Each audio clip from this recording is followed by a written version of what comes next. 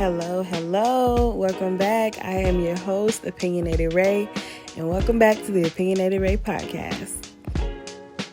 Thank y'all so much for tuning in last week. I felt so good about this relaunch and, the first episode that I decided to come back and give y'all the second episode. So I just wanted to clear up a few things and a few questions that fans had in my DMs.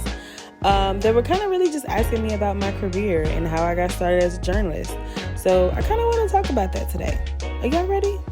Let's do it.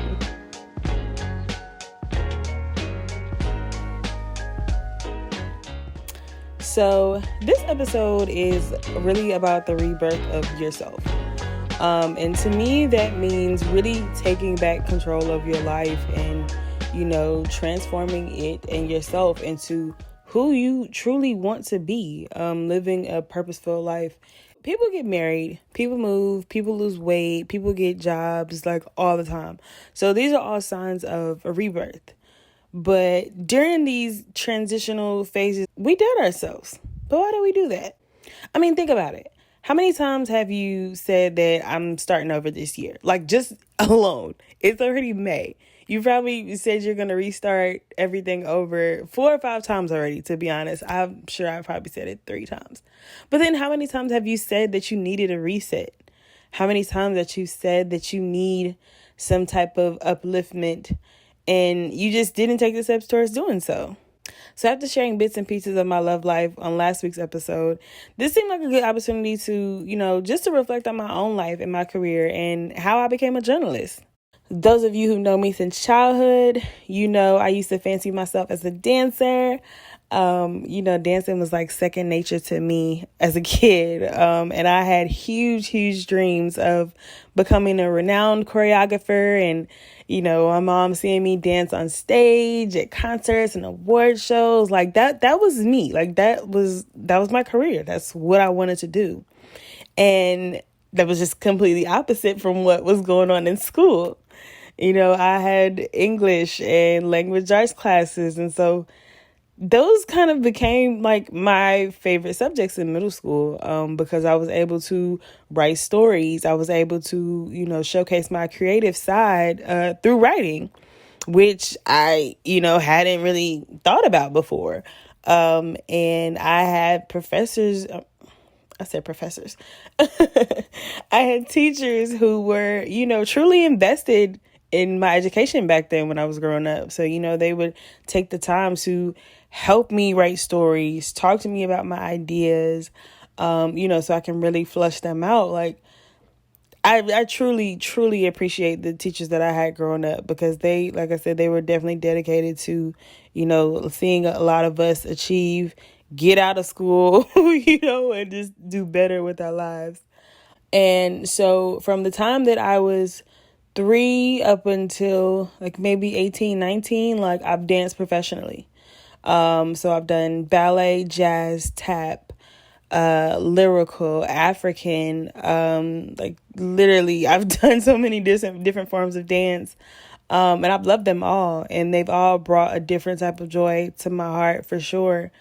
But somewhere along the lines, I started to incorporate writing more into my life. Now, I still maintain, my dancing skills throughout middle school, throughout high school, and, into college. But again, my pen was still just stronger than anything else.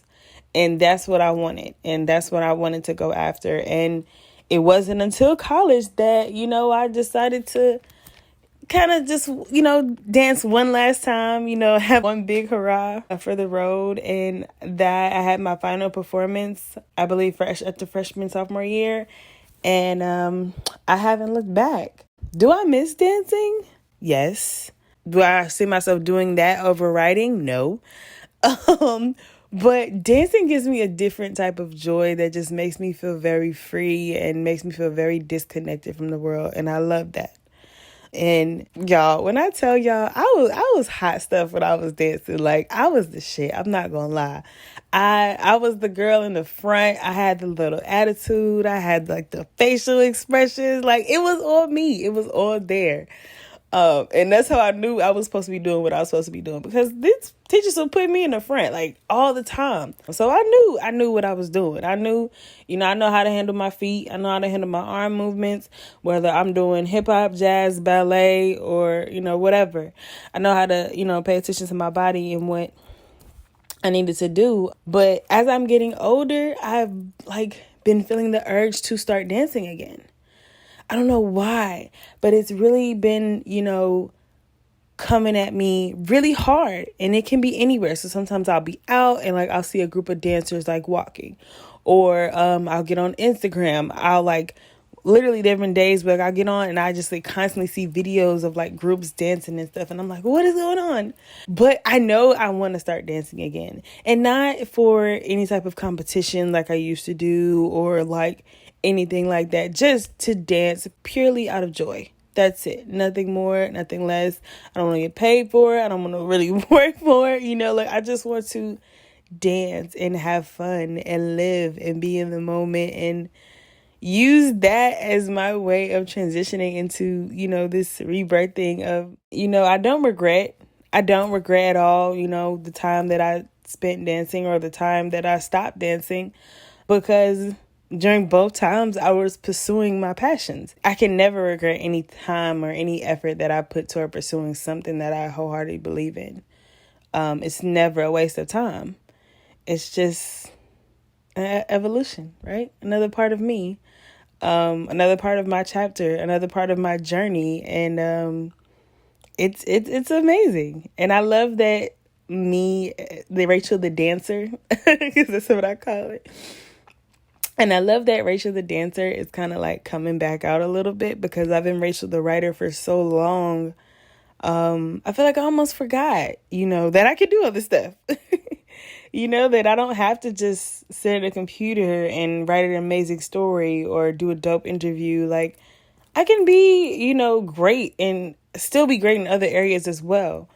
And still pursue my other passions, no matter what they are. And I have so many different things that I would love to do and want to be a part of. And, since turning 30, this is a part of that. I'm trying and doing all the things that I said that I wanted to do before and never got a chance to, or just never got around to it.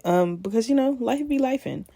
So, but I think it's really exciting, and it feels really good, and it feels, like I'm supposed to be here in this moment. And I think that as long as you're pursuing your passions in any way, shape, form, or capacity, I feel like you're destined for greatness. You're destined for greatness if you're pursuing your passions and the things that you love and the things that fuel you and the things that make you get up every morning.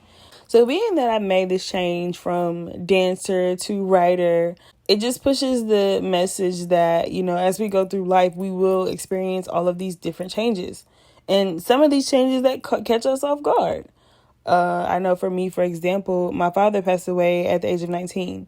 It was so unexpected. My family wasn't prepared for it. I wasn't prepared for it. But somehow, some way, we managed. We managed to get through, and we're still managing to get through. I realized that embracing change can be difficult, because it also, creates these feelings of self-doubt and loneliness and unfulfillment. And then it puts you in this very weird space where you begin to question yourself. Why am I even doing this? What am I doing this for? And then we have to talk about it. There's also this space where you question God. Sometimes you're questioning what he's doing. Sometimes you're questioning why he's doing it. Sometimes you're questioning the timing. And I mean, it's all very valid. It's all very valid. I think I'm one of those people, I do question God. But change is inevitable. And I think for most of us, we should view any type of change that comes forth into our life as an open invitation to transform ourselves. As human beings, I feel like we're meant to grow. We're meant to evolve. We're meant to learn from all of our experiences. And this is normal, right? Because you have to get rid of the old to embrace the new. But life doesn't stop just because you do. And, change is never an easy process, but it's also never a fast process. And it's literally just a practice of you and your faith and being able to trust yourself to make those decisions that affect your life and to get it done, to get to work, to make it happen. It's very important that we take this time to reflect on your past and maybe change some bad habits you haven't considered or thought about. I think we all, from time to time, should be reflecting on our own habits and how we are treating other people, just because we live in a world where there are people everywhere. So we need to be cognizant of how we're treating others, how people are treating us, and to just forgive ourselves for the changes that are coming, the changes that have taken place. And, just forgive yourself for the things that you cannot change.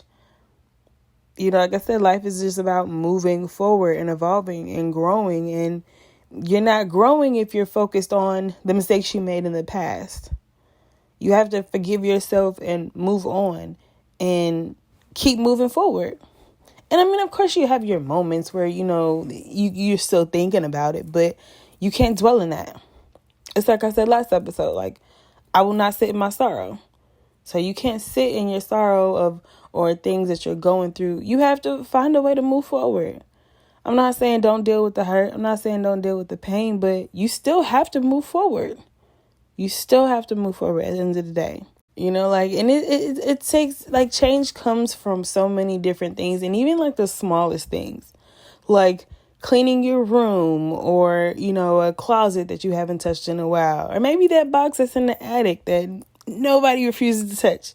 But change is also about focusing on you and becoming a better person, and in so many ways you can do that. And in so many ways that you can experience a rebirth, even with your friend circle. And I can say this because I've had to do this in the last, 2 years. Let go of those people that make you feel small. Let go of those people who, diminish any opportunity that you have to be great, to do something that you love. Let go of those people, because at the end of the day, they're never going to be happy for you unless they have their own happiness. And what kind of friendship is that if my success isn't connected to yours, or if you can't celebrate my success because you don't have your own? That's not really a friendship, is it? So you have to let go of those people and things that make you feel small. You have to focus on the things that make you a better person. And, honestly, like, truthfully speaking, making those small changes each and every day only lead to bigger and better things in the future. So if we really just took the time to sit down, reflect, even if we just write down the things that we could change about ourselves, write down the ways that we can be better as human beings, that would make so much difference in the world, and people would just be better people. I didn't know writing would become part of my journey. I had no clue that I would begin to enjoy writing and study writing at school, not once but twice. Master's over here. But I didn't know that, it was going to come to this. I didn't know my life was going to be this way. As a child, journalism wasn't even on my radar. And it wasn't until I want to say I got to high school that I began to really say, I want to be a writer. And at the time, I didn't know what type of writer I wanted to be. I didn't know if I wanted to write books or be a CNN reporter. Like, I didn't know what I wanted to be, but I know I wanted to write for the rest of my life. And so over time, different opportunities presented themselves to me. And then it was time for college. That's where I really got into my career. A friend got me connected to the newspaper at MTSU, which is called Sidelines Newspaper. And I began writing for them. So I was covering like arts and entertainment stories, local events on campus or in the area. Nothing like, beyond the scope of like news, entertainment, and lifestyle. And I enjoyed that. I definitely enjoyed that. It helped me get a feel for what it was like to be a part of a news team. And I think that was really important for me. But also it allowed me to meet a lot of different people. It allowed me to put my writing on full display for other people to read and see. But Because it's different when you're like writing for a class, right? You know, like your work is just going to the professor, so nobody else sees it, so it's fine. But my work is being published now in the school's newspaper. So people are reading this, people on campus, people who don't live on campus or don't even live in Murfreesboro, but they subscribe to the newspaper. They might see it online. So I was putting myself on a bigger scale, and it was scary and it was nerve-wracking, and it was what it needed to be. I think the beginning of my career, I started doing opinion pieces. Actually, before I got into the arts and entertainment department, you know, it helped me build up my little realm. You know, it helped me, you know, build up my voice, to be able to talk about different things and to address them. And I think it's been amazing, thus far, the journey that writing has taken me on, the places that writing has taken me to as far as traveling. It's amazing. It's a blessing within itself. And I'm super excited for everything that's about to come. But let me hop off here, y'all, because I have a flight in LA in a couple hours. But that wraps up this episode of the Opinionated Ray podcast. And like I said, if you're going through a rebirth, a transition, or if you just feel a shift or transformation happening in your life, just embrace it.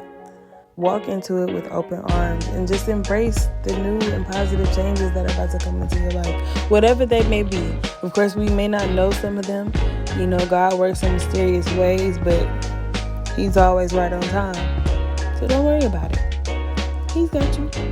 I got you too, because we both rooting for you. Thank y'all so much for tuning into the Opinionated Ray podcast. Stay tuned for next week's episode. I will be back from my trip from LA. I can't wait to tell you guys all about it.